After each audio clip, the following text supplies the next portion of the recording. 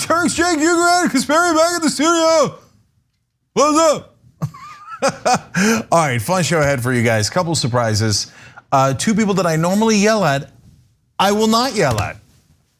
Am I not merciful? Awesome. Is this show not full of surprises, twists and turns? Nobody saw it coming. Have I turned in my book, The First Draft? We'll talk about it in the bonus episode. That's for the members. You guys are the only ones who care anyway. Okay, the overly honest news show. Young Turks. All right. Casper, you ready? I'm so ready. To rock this thing? We gotta keep it tight. No, but we're keeping it tight, everybody. Got a lot of news now, to get to today. Tight means we're going forward, no more chitter chatter, exactly. Okay? Yep. All right, take it away, Casper. All right. The political arm for the Democratic majority for Israel has already thrown its support behind various Democratic lawmakers, but more importantly, it has also thrown support behind challengers to two Democratic incumbents, and they're very clear and transparent as to why they're supporting the candidates or the politicians they've chosen to support. It's because they want to ensure that the individuals who get elected, Democrats specifically, are committed to serving the best interests of Israel. And I'll get to their specific quotes in a second, but they do not make any they're not unclear about what their intentions are here. And it's just really fascinating how important this issue is for them. So let me give you the details on who they're supporting, what's going on. DMFI, again, the Democratic majority for Israel, is supporting candidates whose opponents are backed by Justice Democrats. The left-wing political group that has helped unseat a number of Democratic incumbents in recent years while attempting to push the party leftward on a host of issues, including a foreign policy platform that includes conditioning US military aid to Israel. So progressive lawmakers and progressive candidates typically want to condition any type of foreign aid that's given to Israel to ensure that that money isn't used to carry out brutality against Palestinians. Well, DMFI is not in favor of that kind of ideology, and so they're trying to defeat anyone who has that kind of stance. Now, the list of 10 incumbents that DMFI has already thrown its weight behind includes 4 open seat primary candidates and 1 Democratic challenger. So all of whom the advocacy group described as committed to strengthening the US-Israel relationship in their shared support for continued US military assistance to Israel, as well as their rejection of the boycott, divestment, and sanctions movement, BDS, targeting the Jewish state. So a few specific examples, and Cenk, hold on. In Michigan and Illinois, for instance, Representatives Haley Stevens and Sean Casten are with support from DMFI, waging respective battles against progressives, Representatives Andy Levin and Marie Newman. Again, these are the incumbents, Levin and Newman are. Apparently, they have frequently clashed with the pro-Israel establishment over their criticism of the Jewish state. Now, why are they so upset with Levin? I think it's important to keep in mind that he himself is Jewish, but I guess that doesn't really matter much. While Levin, a former synagogue president, describes himself as a Zionist and opposes BDS, the Michigan political scion has frequently clashed with the pro-Israel establishment over his criticism of the Jewish state, including the recent introduction of legislation that would, among other things, condemn Israeli settlements while placing restrictions on US aid to Israel. Cenk. Yeah. So first, I'm glad that they're going after Levin too, because it shows a little bit of consistency on their part too. So this has nothing to do with religion. It has nothing to do with Jewish Americans.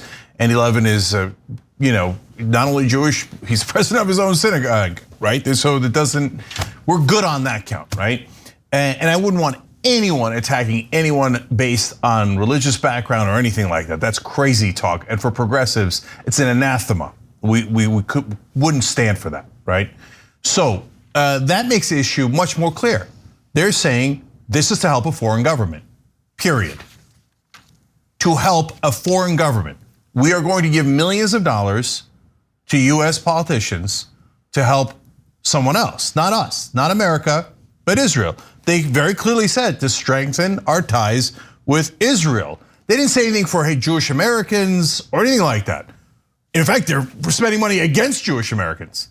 They're saying, no, our objective is to buy American politicians for another country. Why is this allowed? I don't care that it's Israel at all. I don't care about it in either direction. It could be Canada. It could be my original home country, Turkey. It could be Saudi Arabia. I don't care. No country should be able to buy our politicians. And I don't care what anybody in mainstream media says either. Well, I mean, is it really buying when you give a couple of $1 million? Yes, that's what buying is. That's what a bribe is. This is an unequivocal, yes, the Supreme Court legalized it, but as far as the concept goes, this is an unequivocal bribe. And I don't care that it is supporters of Israel that did it. That's the shield they use. Nope. If you say it's bribery, we're gonna call it anti-Semitic. I don't care that you call it that. I don't care anything that you're saying other than the millions of dollars you're spending in bribery to buy our politicians.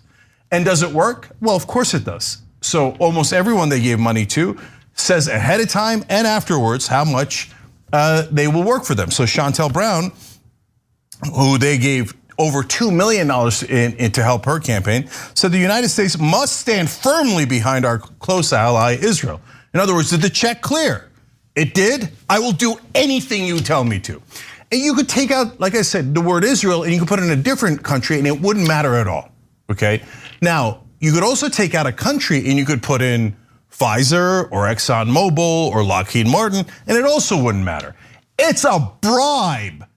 Any reporter that tells you that it's not a bribe, even though they're telling you this is so you help a foreign country, well, those reporters are just flat out lying to you on behalf of lobbyists who want to buy our politicians. I mean, it goes a step further than that because this isn't an isolated case. We know that various lobbying groups, various political action committees that serve the interests of various foreign governments do the lobbying work. I mean, this isn't unprecedented. But what makes this particularly nefarious is the fact that they're specifically targeting progressive lawmakers, right? Two incumbents who say, look, yeah, we should support Israel, but if we're gonna give foreign money, and remember, Israel is a top recipient of foreign aid from the United States, if we're gonna provide military funding, there should be conditions. We wanna make sure that that money isn't used to carry out brutality against others, including Palestinians. That very ideology, that opinion is unacceptable according to this organization, DMFI. And that's why they're going after these specific lawmakers, Levin and Newman, and also ensuring that they continue to endorse Democratic lawmakers who are seeking re-election as long as they're very clear in their support for foreign aid toward Israel with absolutely no strings attached, right? Yeah. So to give you some more details, I mentioned Levin, the problem they have with him. What do they have? What's the issue with Marie Newman? Well, Marie Newman happened to be one of just 8 House Democrats who actually voted against the additional $1 billion in supplemental funding for Israel's Iron Dome defense system. We talked about that on the show at length in detail. The United States had already appropriated quite a bit of money to Israel for its military defense. And this was just a little extra out of nowhere at a time, by the way, where there were ongoing debates in regard to passing Biden's social spending bill and all of that. We keep hearing that we don't have enough money to carry out these social programs for ordinary Americans, but all of a sudden, boom, we have an extra $1 billion to give Israel with no strings attached. Again, that's the other part of this that is pretty frustrating. Now, DMFI is also throwing its weight behind Representatives John Larson, Carolyn Maloney, Kurt Schrader, Dina Titus, David Trone, and Chantel Brown, as Cenk mentioned earlier, the latter of whom defeated Nina Turner last summer in the special House election for Ohio's 11th congressional district. DMFI spent more than $2 million on Brown's behalf in that race. And I do want to just quickly go to two quotes from the president for the DMFI PAC. His name is Mark Mellman, and he says this: "We think all these people will be strong supporters of the US-Israel relationship. We have serious doubts about whether their opponents will be. We have had some organized groups out there that have said they are attempting to execute, in their words, a hostile takeover of the Democratic Party. A number of those groups have moved anti-Israelism from their peripheral part, or from a peripheral part of their issue agenda to a central part of their issue agenda. Their strategy is to go into deep blue districts that the party doesn't care about because it's going to be a Democrat no matter who wins. This is a real challenge that we're facing." I mean, what world do you live in when you think that the establishment Democratic Party doesn't care about preventing a progressive from winning in various districts across the country? That's insane. Yeah, and you guys are actually part of the folks that helped the establishment make sure that no progressives ever win. So there's so many things to break down there. First, is it a central part of Just Democrats to be against Israel? No, first of all, Just Democrats is not against Israel. They're in favor of a two-state solution. They're also happen to be in favor of Palestinians. I know some people are offended at that idea. They're like, Palestinians? To treat them the same as Israelis, they find that to be an outrageous thought. Well, we don't. We believe in humanity and that all human beings are equal. I know some people find that to be outrageous. By the way, I don't want any anti-Semitic nonsense either, okay? There's some of the top progressives in the country are Jewish American leaders, including Bernie Sanders. So they're wonderful. They believe in exactly what America believes in: justice, equality, and truth. Now, they say here, well, this idea of the aid being conditional is unacceptable. Well, what kind of insanity is that? Well, of course, every aid is conditional. So Turkey is the second largest NATO military in NATO, and I use it because I'm from Turkey. So it's hopefully we can remove the bias issue, right? But should our aid to Turkey be conditional? Well, of course it should. Doesn't it depend on what Turkey's doing? Doesn't it depend on if the leader of Turkey's left wing, right wing agrees with America, doesn't agree with America? Well, it was largely unconditional until Erdogan came in, and Erdogan doesn't agree with America on a lot of things, and then it became conditional. Isn't that how it should be? Isn't that how we should deal with every foreign government? What kind of insanity is it to say, no, they could do anything they want. They could spit in our face. They could be against our interests. They could ignore human rights. It's non-conditional. No, that's just, why would it be non-conditional? That's because you gave $2 million. That's why it's non-conditional. And after she got the money, Chantel Brown said, oh, my bond with Israel is unbreakable. Well, what do you mean unbreakable? Like, what if they did something horrific? Like, I don't know, occupy millions of people for decades on end and say they're never gonna get any state or any rights, or they can't control themselves, they'll have no freedom at all. Wouldn't it be conditional then? No, that's the state we're in now. What if they killed like 100-to-1 ratio in conflicts? No, I don't care, I got the money. Chantel says, I got the money. Now, for reporters who are insane, let me just clarify. Democratic majority for Israel doesn't give $2 million for the general good. They don't do it as charity. They don't do it for your health. They do it for their stated reason, which they're very clear about. She must help Israel and never question it. And Chantel says, yes, sir. Show me a map of Cleveland where I can see Israel. Israel is not within Cleveland. It just isn't. It's a bribe, it's a bribe, it's a bribe. Yes, it's been legalized by the Supreme Court, but stop lying to people. It's an obvious bribe to do as you are told, and people like Chantel Brown come in and go, oh, well, of course I'm gonna do as I'm told, I got $2 million. Wouldn't you do as you're told if you got $2 million? That's what won her the seat. That's what won her the seat. In fact, later they clarify from the Democratic majority for Israel. They're like, oh yeah, we don't go into races where we don't need to, where there already are lapdogs. We don't go into races we can't win. We go into races to affect races so our person who promised to never question a foreign government will win. That way our bribes will work. Now that second part is obviously a paraphrase, but that is exactly what is happening here. And so no, being for Palestinian rights, ending the occupation, I wish that was a central plank of Just Democrats, but it isn't. We can't even get $15 minimum wage passed. Our central planks are all about domestic policy and economic policy. Not, hey, what does somebody think about Hungary and what does somebody think about Botswana? No, but you are saying, well, that's not good enough. They're daring to defy this lobby. And yes, reporters, it is a lobby. That's exactly what it is. If you want to say calling lobbyists as anti-Semitic, you're a weirdo. There's something wrong with you. Most of the lobbyists are Christian. Why in God's green earth would you talk about that? So can any lobbyist, it's a real question for reporters and for the Democratic Party. Can lobbyists from foreign governments who say, I am giving this so that you give whatever goddamn money I want for my country and not your country, can they buy any Democratic politician? And is that normal? Is that okay? Does everybody think, oh yeah, rock and roll, that's normal? So next time Saudi Arabia go, you know what, I don't like Israel. They do now, but maybe they won't in the next election cycle. You gave 2 million, I got a lot of money. I'm gonna give $20 million. It's an auction. So that's who Chantel Brown is. And that's why, by the way, how all of those 15 candidates are. They're the ones that said in for sale sign, I'll do anything you want. That's why they gave them the bribes, because it works. All right, we're gonna take a brief break. When we come back, we'll talk a little bit about Biden's likely Supreme Court nominee and more. Don't miss it.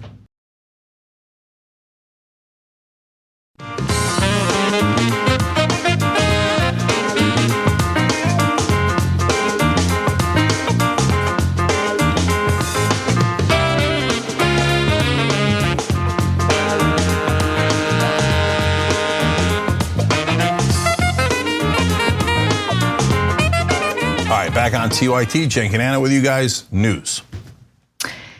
As soon as news hit that Justice Stephen Breyer would be retiring, news of course came out that Biden would be fulfilling his campaign promise of nominating an African-American woman as a Supreme Court pick.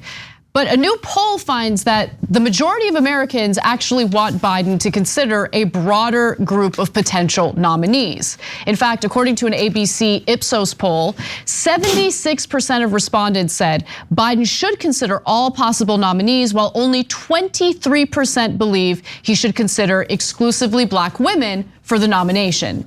The poll also found that participants think that the Supreme Court justices mainly rule based on their political leanings rather than the basis of law. So 43% said that justices make their rulings based upon their political view. Only 38% said it was on the basis of the law, and 18% said that they were unsure. Now, while some right-wingers argue that choosing an African-American judge as a Supreme Court nominee is another form of affirmative action, Senator Lindsey Graham, a staunch Trump reporter and a right-wing senator, argues no, that is not the case. In fact, he has glowing things to say about Biden's favorite and very likely to be the pick, Judge J. Michelle Childs. That makes me worry a little bit, but let's hear what Senator Lindsey Graham has to say. Put me in the camp of making sure the court and other institutions look like America. You know, we make a real effort as Republicans to recruit women and people of color to make the party look more like America. Affirmative action is picking somebody not as well qualified for past wrongs. Michelle Childs is incredibly qualified. There's no affirmative action component if you pick her. She is highly qualified. And President Reagan said, running for office, that he wanted to put the first female on the court. Whether you like it or not, Joe Biden said, I'm going to pick an African-American woman to serve on the Supreme Court. I believe there are plenty of qualified African-American women, conservative and liberal, that could go onto the court. So I don't see Michelle Childs as an act of affirmative action. Now later, and I want to go to graphic 4 here, Graham again reiterated that Childs, who received her master's degree and Juris Doctorate from the University of South Carolina, had a wealth of expertise in labor and employment law and would be well suited for the court. I have to be honest, an endorsement from the likes of Senator Lindsey Graham makes me worry. In the coming days, we're gonna be doing a deep dive into Childs because she does appear to be a favorite for Biden. Jim Clyburn specifically has been pushing for her over the last 13 months behind the scenes. And so we'll see how it all plays out. But again, I'm a little concerned about that. And for me, and I think for most people who work at this network, it's not about It's not simply about the person's gender or race or sexual orientation. It's about what they represent, who they want to represent, and who they want to fight for. If she has a background in cases pertaining to labor, I want to know more about her rulings in those cases. And to be quite frank, there has been zero coverage of that in the corporate press. Yeah. Zero. And there never will be. Let's be clear here. It's a massive problem that Lindsey Graham is so excited about her.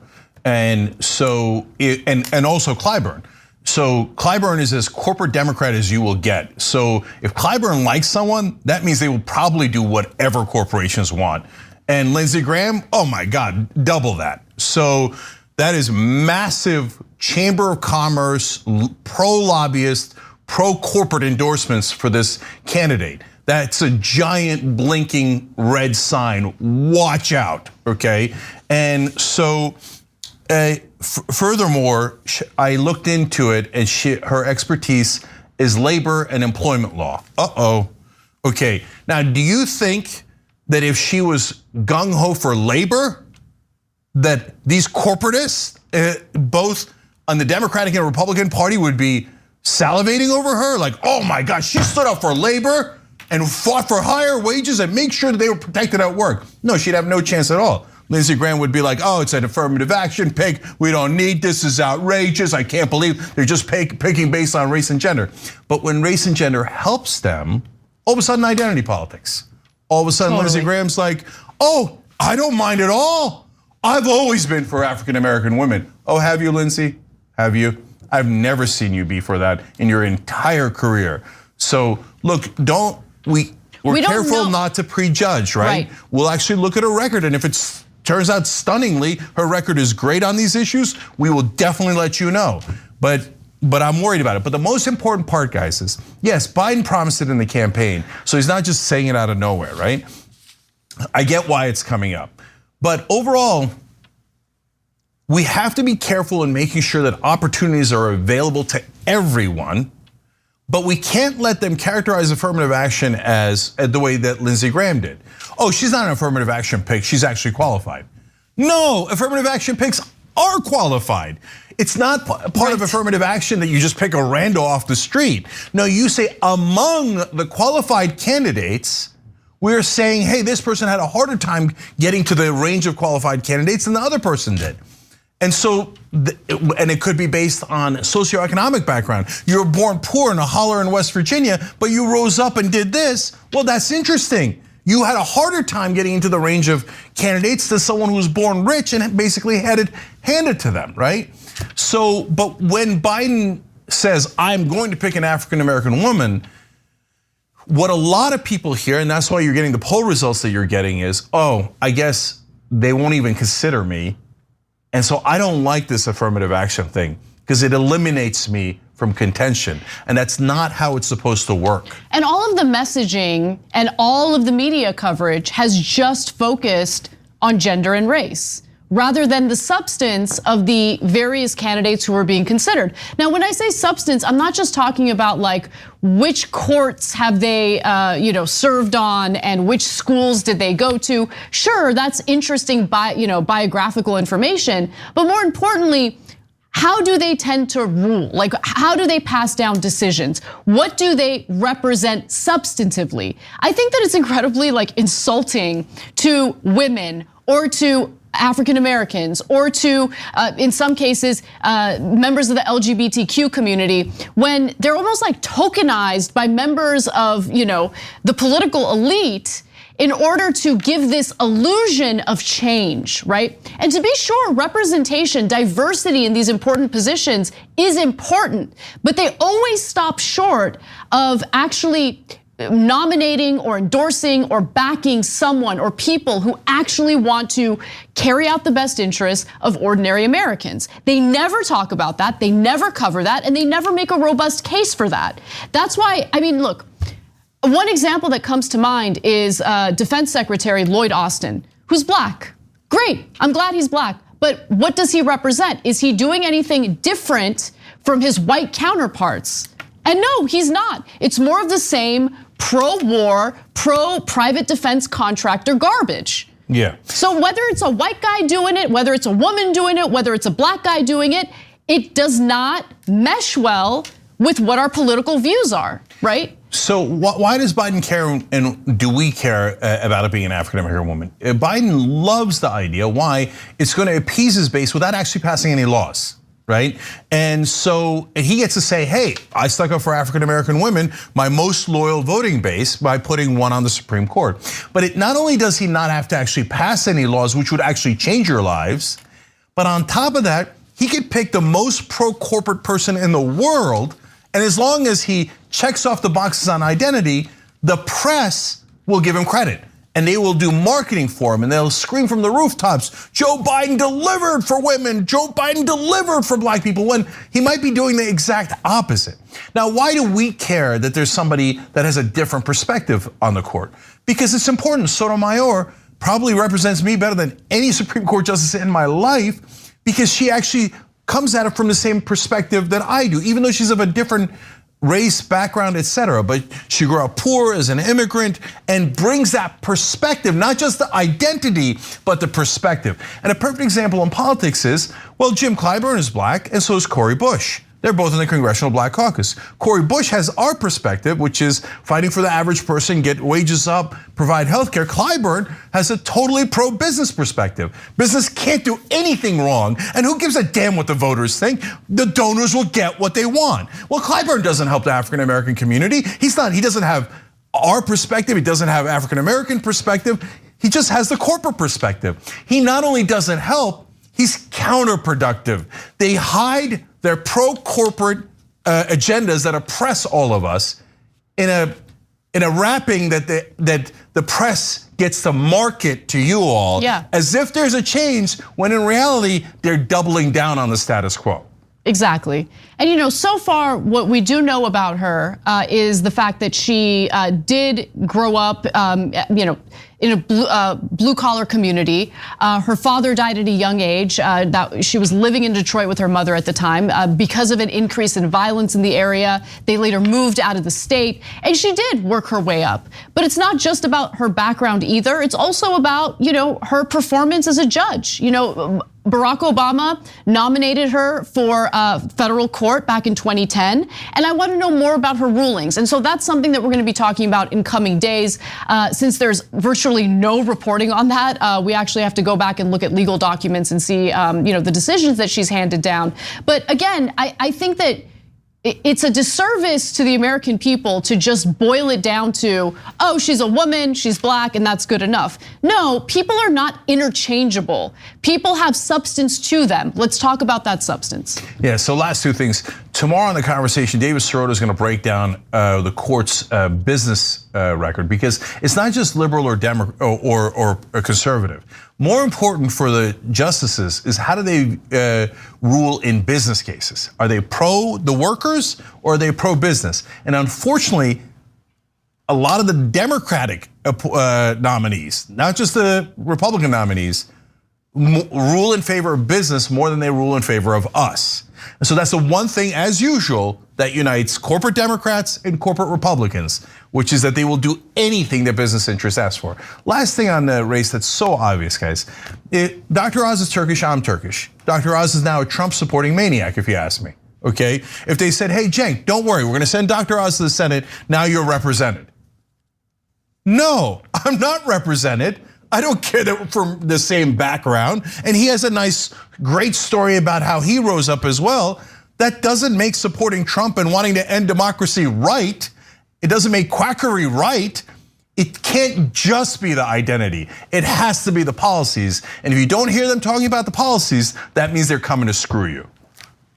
All right, well, let's move on to Trump's rally over the weekend, because those are definitely increasing. So, if it wasn't already clear that Donald Trump plans on running for president in 2024, he reiterated that point during a rally in Conroe, Texas over the weekend. He also decided to dangle the possibility of pardons for January 6th Capitol rioters. Let's watch. If I run and if I win, we will treat those people from January 6th fairly. We will treat them fairly. And if it requires pardons, we will give them pardons because they are being treated so unfairly. Now, we've talked at length in regard to the treatment of these individuals, including the ability to plea down the charges. Very few of them are facing serious sedition charges, and there's an abundance of evidence to back up those charges for the few individuals who have been charged with sedition. But for the most part, many of them were able to serve, while their case is unfolding, they're able to spend time at home.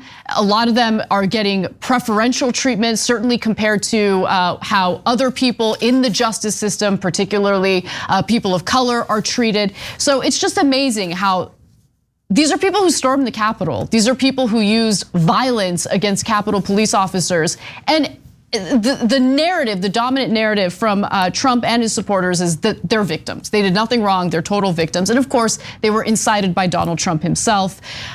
There's more to this, including his recent statement in regard to Mike Pence. He's still attacking Pence for not doing something that Pence doesn't have the ability to do. But before we get to that, Cenk. Yeah, so that's the main thing I want to talk about, because look, there's two aspects of the story that is really concerning. One is him encouraging the kind of thing that we saw on January 6th. He's saying, don't worry, if you do something like that, I'm gonna pardon you. And then later in the speech, as we're gonna tell you, he went on to say, now, you know who you should really protest vigorously are the people trying to prosecute me in Atlanta, New York, and DC. In other words, hey, those guys that I just told you about that committed the violence, I like them a lot.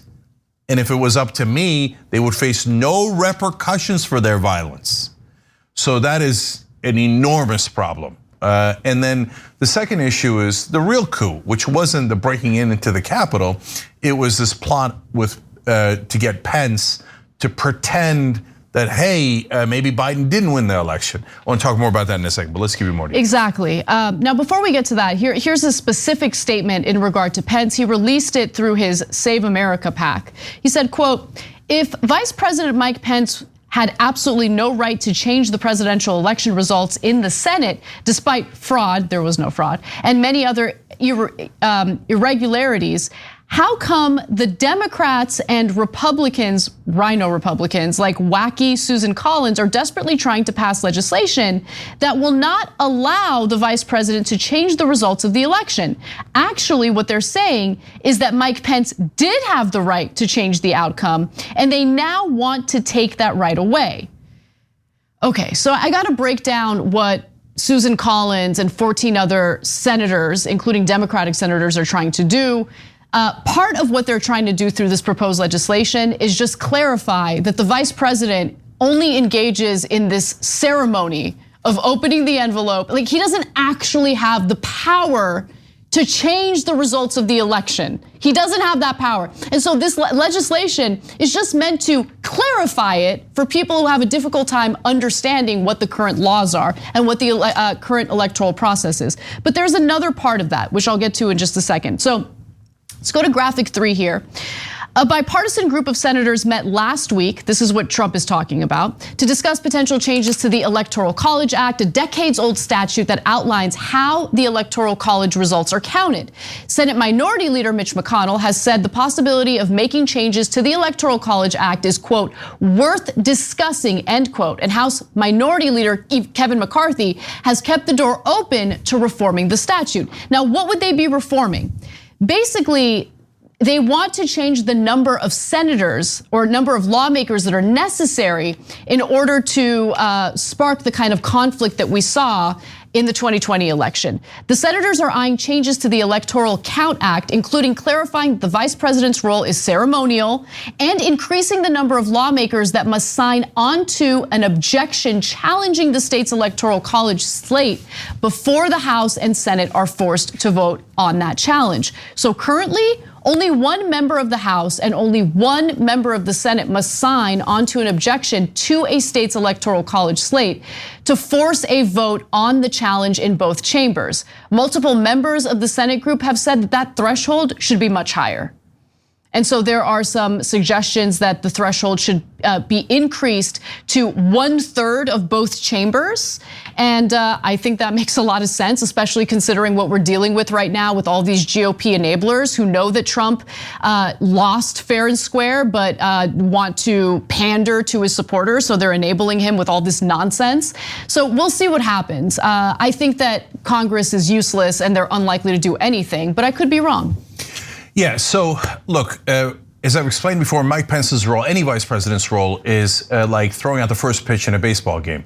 It's ceremonial, it doesn't mean anything, it's not actually part of the game, he's not actually pitching. Now, the reason why it became a real issue is because they wanted to use that as a matter of optics. It was called the Green Bay Sweep. Peter Navarro has written about a book about it. Steve Bannon talked about it on air before they did it. The idea is they were gonna take that ceremonial role and they were gonna cause confusion with it, where Pence was supposed to say, no, I'm not certifying the election. And then people are confused, wait, I guess the election is not certified. Then they were gonna go back to the states and they had fake electors ready. It's amazing, they've admitted all of this publicly. Fake electors who signed documents that were not true about who they were and what they were representing. And they were gonna bring in the fake electors and say that Trump won. That was the coup attempt. None of that is legal. That is why they should all be arrested. Now, of course, Democrats would rather, insult their own base than actually hold anyone in power accountable because they're in power and so they don't want to affect anything in the club. And every once in a while, a Republican come out and go, oh yeah, if you do it, like Newt Gingrich did the other day, we'll arrest all of you when we're in charge. And that scares the crap out of Republicans. So they go, oh no, you violate the law any way you like. We'll just do marketing, we'll do a January 6th committee, and we'll hope to win elections that way, but we're never gonna hold you accountable. But there was a real, actual coup attempt. And this leads to the uncomfortable fact that you have to give Mike Pence credit. Even though he did the bare minimum, which is go out and throw that first pitch, he at least didn't participate in their attempt to literally destroy our democracy. And that's why they're furious at him to this day. And that's why Trump goes and gives a speech this weekend where he just admits it. And guys, there is no, we shouldn't be surprised that he's admitting it. This has been the plan from day one. They executed the plan. And in a sense, I'm frustrated with Democrats, media, and prosecutors because they are focusing their energies on the guys with no power. Those Jan 6 rioters, they should go to jail. They broke clear laws. I get it, prosecute them. But if you just leave it at that, they're not the organizers of the coup. They're a bunch of knuckleheads who got all riled up by brainwashing. It was like, oh, let's smash windows and hope we can make a difference. And maybe murder someone, by the way. That's why they were chanting, hang Mike Pence. But the real organizers are Navarro, Bannon, and Trump, and they're saying it publicly every day. And if they get back in charge, he's telling you he's gonna do it again. Yep. So yeah. we can't have it, but yet here we are. And that's why Collins and others are trying to pass a law clarifying what is already in the law, which is this job has no actual legal power in certifying. And last thing is, I can prove it to you guys. If you're a Republican and you say that's not true, the vice president has ultimate authority and can decide who the winner is, great, Kamala Harris is the vice president. Yeah. You sure you want that? Why do you think some Republicans are trying to pass this law clarifying it? Because otherwise, Kamala Harris could come in and go, under Trump's theory, Biden didn't lose, he won, now we're gonna keep power. You want that? I don't want that. I'm a Democrat, and I definitely don't want that. That destroys our democracy. Right, I mean, you don't want that because you want to see a political party win based on merit. You want to uphold the democratic process, knowing full well that it's likely that many times your preferred party is gonna lose. Like, you have to take your own personal biases out of it to see what's best for the greater good, right? Like what's best for the country. But I mean, Republican voters, unfortunately, those who have been brainwashed by Trump, impressionable people who went out there and put themselves in harm's way, who decided to break the law themselves, who did the dirty work for Trump, don't get it.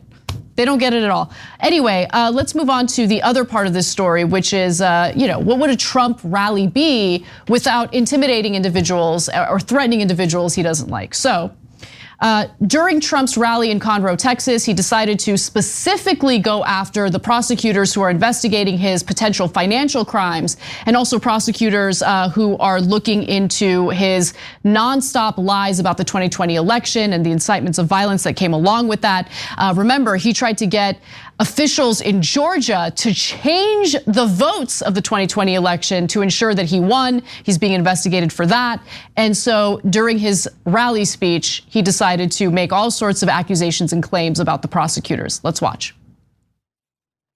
If these radical, vicious, racist prosecutors do anything wrong or illegal, I hope we are going to have in this country the biggest protest we have ever had in Washington, D.C., in New York, in Atlanta, and elsewhere, because our country and our elections are corrupt.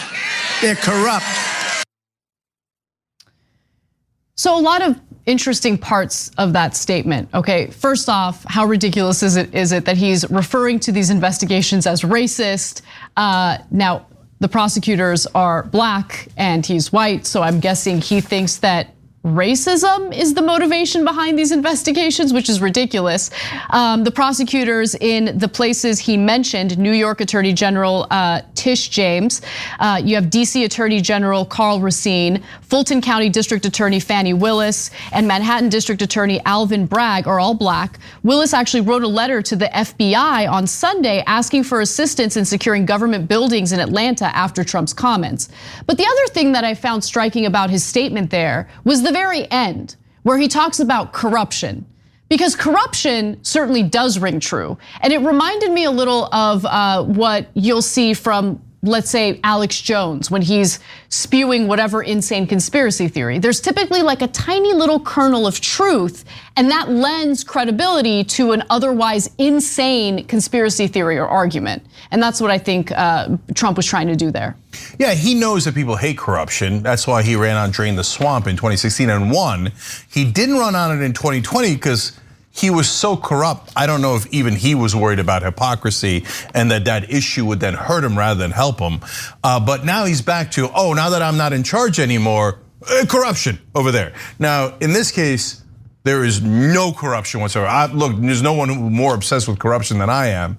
But prosecutors just going after him based on tax fraud and other issues have nothing to do with corruption. If they were targeting a political enemy, even if it was a Republican, I would hate it. I would hate it. And oftentimes the establishment targets people outside the mainstream thought, and we talk about it all the time, whether it's on the left or the right. This is not one of those cases. He has broken the law both in his personal business and in these political ramifications very clearly. And of course they should hold him to account, as they would any American citizen.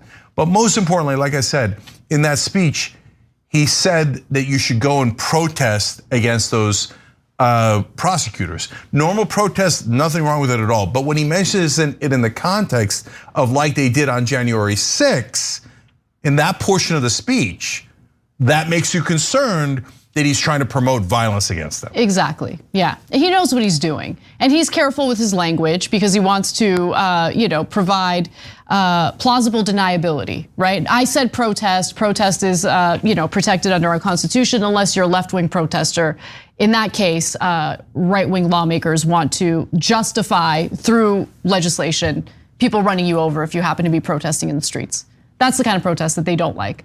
But anyway, so there you have it. Trump is ramping up his rhetoric, of course, these rallies, because he does plan on running in 2024. And should he win, there are some serious consequences for that, not just politically or legislatively, but when it comes to our democratic process, whatever's left of it. Yeah, it's just last thought here because it's so clear. Remember the guy who was the left-wing shooter and he shot some Republicans in a softball game? Imagine if a Democratic president said, now that guy, that poor guy, if I ever get in charge, I'm gonna pardon him. And I would like more protests like his. Well, then everybody would know you're telling everybody to go shoot Republicans. That would be outrageous. This is the same thing. He's like, remember those guys who went and were chanting, hang Mike Pence, murder my own vice president, and that broke stuff and that broke in and trespassed and looked for the politicians to murder. I would pardon all of them and I want you to do protests like them. The guy is dangerous. And sometimes right-wingers ask, hey, Cenk, why do you call him a fascist? That's why I call him a fascist. That's exactly what fascists do. They threaten violence against their political opponents. They do a takeover and end democracy. It's Trump 101. When we come back from the break, we'll discuss the latest in the ongoing Joe Rogan saga. This time he's responding to Spotify taking some action against his podcast. We'll give you those details and more. Come right back.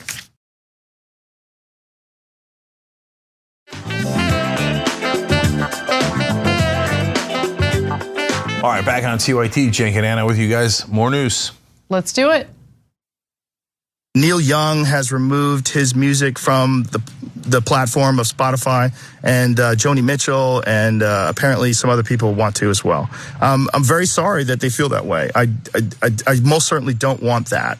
I'm a Neil Young fan.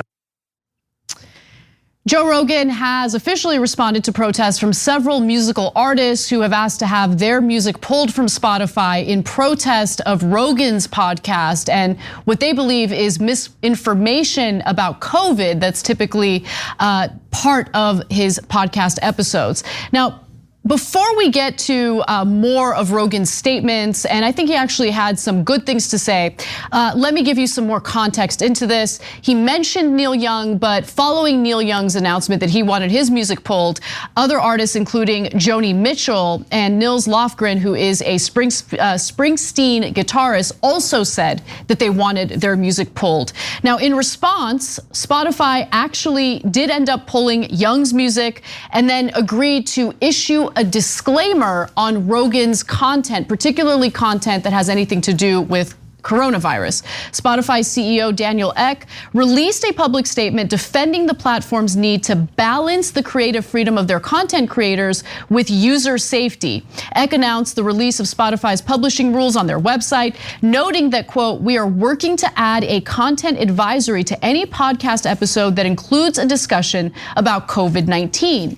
This advisory will direct listeners to our dedicated COVID-19 hub, a resource that provides easy access to data-driven facts, up-to-date information as shared by scientists, physicians, academics, and public health authorities around the world, as well as links to trusted sources. The new effort to combat misinformation will roll out to countries around the world in the coming days. To our knowledge, this content advisory is the first of its kind by a major podcast platform. That last part I don't think is true. I mean, various platforms have various disclaimers when it comes to coronavirus-related material and other material as well. But he didn't make any mention of Rogan's podcast specifically, but clearly this was in response to the whole Rogan controversy. And guess what? Rogan says that he completely agrees with Spotify's decision to add a disclaimer and made clear that he was a huge fan of Neil Young's music, had no ill will towards him or Joni Mitchell, whose music he said he loves. We've got more videos of Rogan in just a moment, but Cenk, you want to jump in? Yeah, so I was actually pleasantly surprised by Rogan's video. So there's still some misinformation in there, which I'll get to. But for those of you who still don't get it, let me just clarify why Spotify had to do this. Now, from a business perspective, the real reason they did it is because they don't want to lose more Neil Youngs and Joni Mitchells, and they're really worried about that, and that's part of the reason why Rogan's making his video. But it doesn't mean that they're wrong. They're also, in this case, happen to be correct. And look, Rogan's saying, hey, I'm bringing on rando scientists and doctors, but they're legit and very experienced doctors, and they have a different point of view. Okay, but Joe, how about the 99% of other doctors who say that they're completely wrong and endangering your lives? And what Spotify is saying is we have a duty to at least let people know that. It's like bringing on a scientist for ExxonMobil and not clarifying that he works for ExxonMobil and that 99% of the world's scientists disagree with him on climate change, and just letting him spew propaganda. So you could say you're doing a different point of view, but then you have to give the context. Otherwise, it makes it seem as if that is the legitimate point of view. So I think Spotify made the right decision. Overall, Rogan made the right decision in supporting it and doing this video, but there's nuance in the video. Right, so let's get to that nuance. And I agree with you. I think that the way he handled it was pretty good. So let's start off with an excerpt from the video where he defends his decision to have Dr. McCullough and also Dr. Malone on his podcast. Those are the two doctors in particular who have been the most controversial in the messaging that they have out there in regard to COVID. Let's watch. The problem I have with the term misinformation, especially today, is that many of the things that we thought of as misinformation just a short while ago are now accepted as fact. Like, for instance, 8 months ago, if you said, if you get vaccinated, you can still catch COVID and you can still spread COVID, you would be removed from social media. They would ban you from certain platforms. Now, that's accepted as fact. If you said, I don't think cloth masks work, you would be banned from social media. Now, that's openly and repeatedly stated on CNN. If you said, I think it's possible that COVID-19 came from a lab, you'd be banned from many social media platforms. Now, that's on the cover of Newsweek. All of those theories that at one point in time were banned were openly discussed by those two men that I had on my podcast that have been accused of dangerous misinformation. I do not know if they're right. I don't know, because I'm not a doctor, I'm not a scientist. I'm just a person who sits down and talks to people and has conversations with them. Okay, so I actually agree with him there. And it's not, look, there's two things happening. So number one, and it's the worst part about all of this, is that our institutions have failed us. Like, we have bungled COVID and the response to COVID from the very beginning. We have various government agencies that are not communicating with one another and they don't have a united front in terms of their messaging in response to COVID. Look, and let me be clear, I have disagreed with a lot of what's been said on Joe Rogan's podcast when it comes to ivermectin, when it comes to the vaccine. I don't agree with him on that, right? However, what allows for podcasts like that to thrive, what allows for misinformation to thrive, is when you start the pandemic with Anthony Fauci saying, don't wear a mask, you don't have to worry about a mask because there's a mask shortage. And rather than being honest with Americans about how there's a mask shortage and they should reserve the masks for nurses and frontline healthcare workers, he decides to lie. And then he gets caught in that lie and people lose trust in him. The messaging has been bungled. And that is a problem. And it is a little difficult for people who don't have the time. Like, we sit here, we read the reports, we're trying to understand the fluidity of this pandemic and get the up-to-date information on it. But most people don't have that luxury. So when they're getting conflicting messaging, they lose their trust or their faith in these institutions. Yeah, there's tons of nuance here. So look, when it comes to things like Fauci's comment about the mask, that's totally wrong. And so you can say, hey, Fauci is correct on the science on 95% of the issues that he's discussed. You don't have to pretend he was right about things he wasn't right about. So the Wuhan lab is his best example, because there that was a little verboten to discuss whether it was from the lab. We did it anyway. We talked about, I don't know that it's definitely natural. A lot of scientists say that, okay, but man, there's a Wuhan lab that deals in this kind of virus. Gain of function, right? And research. Yeah, and so that is a very legitimate issue that should be discussed. But note, we were not banned, because that actually is a legitimate thing to discuss, right? Now, the other two examples he gave were terrible. That's not like, oh, cloth masks, everybody told you that they work. That's not true. I remember from day one, I was like, these cloth masks don't really work. I know scientists, doctors, et cetera, that have said they don't really work. I just didn't want to be rude to everybody and be like, take off your cloth mask and put on a mask I've approved of, right? But it's not true that you would be banned for saying cloth masks don't work. A lot of people were saying that. And he says, oh, you can't get COVID if you're vaccinated, and you would have been banned if you said that. That's not ever been true. We all get the flu shot. A lot of us still get the flu anyway. We know that it helps in a certain percentage of cases, and it makes the diseases weaker when you get the vaccine. Nobody ever said you can never get it. So you're just making some stuff up, okay, to make your case better. Now, overall, I like the tenor of the message, but he doesn't know anything in that regard, which he's honest about. And so he just says things that are wrong again. Now, look, the larger point is more important.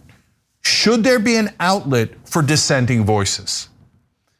And the answer is yes, But remember, the ExxonMobil scientist is also a dissenting voice. So a lot of times propaganda is wrapped up in dissenting voices, and it does a lot of damage. So I think the correct answer is actually what Spotify is doing. Here is a dissenting voice, we are not taking it off, but the context of it is that all other rational people don't agree, right? So look at this information, look at what this rando is saying, and then make up your own mind.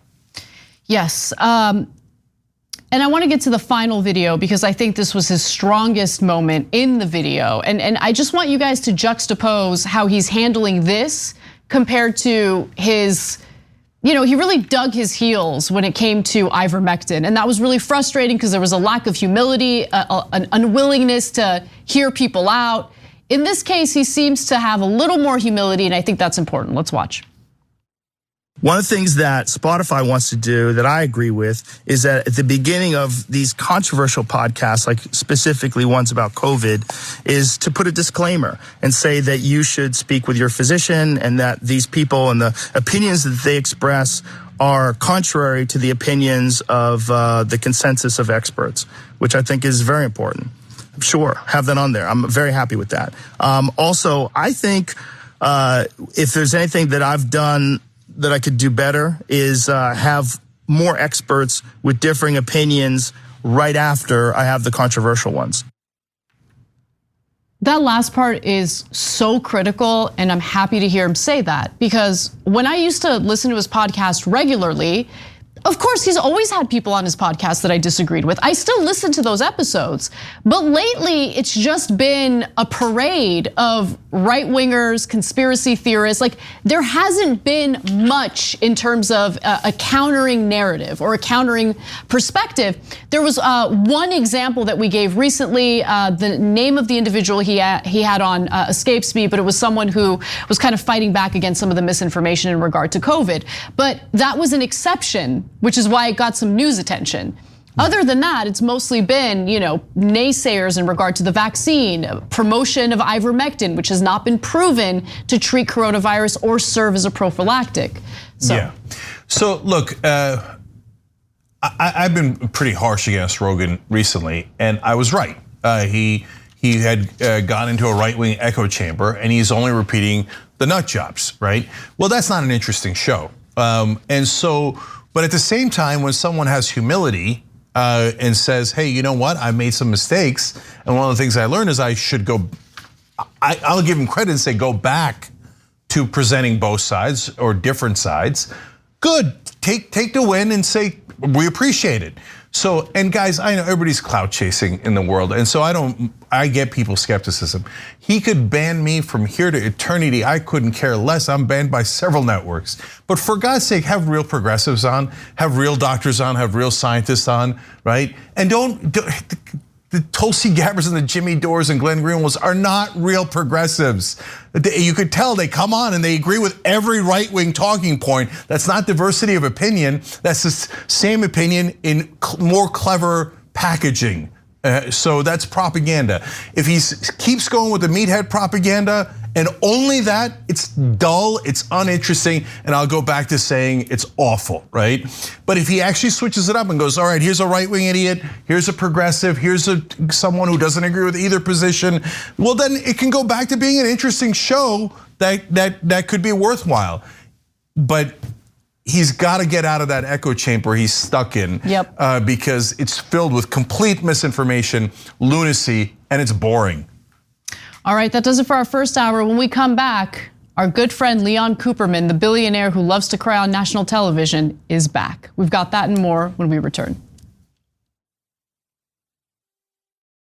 Thanks for listening to the full episode of The Young Turks. Support our work, listen ad-free, access members-only bonus content, and more by subscribing to Apple Podcasts at apple.co/TYT. I'm your host, Cenk Uygur, and I'll see you soon.